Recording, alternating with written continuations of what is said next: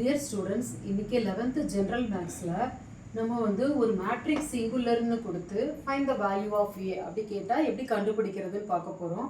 Through ஒரு example பார்த்துடலாம். Exercise 7.4ல் 4th sum, determine the values of a so that the following matrix is singular. என்ன கொடுத்துருக்காங்க? இந்த மேட்ரிக்ஸ் சிங்குலர்னு கொடுத்துருக்காங்க.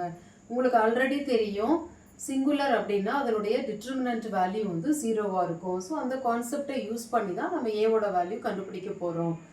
நம்ம கொடுத்துருக்கிற மேட்ரிக்ஸை ஏ ஈக்குவல்ட்டுன்னு எடுத்துக்கிறோம். லெட் ஏ ஈக்குவல் டு அப்படின்னு எடுத்துட்டு, if A is singular then we know that modulus of A is equal to 0, determinant value equal to 0. Determinant value என்ன? 7 3 -2a. இதை எப்படி மல்டிப்ளை பண்ணுவீங்க? 7a, நம்ம ஒரு மைனஸ் போடுவோம், இங்கே ஒரு மைனஸ் இருக்குது. So +6 equal to 0. So 7a is equal to 6 அந்த சைடு போச்சுன்னா -6. What is the value of a? a equal to -6/7. So அவங்க என்ன கொடுத்துருந்தாங்க? a is singular, matrix a is singularன்னு கொடுத்துட்டு find the value of aன்னு கேட்டிருந்தாங்க.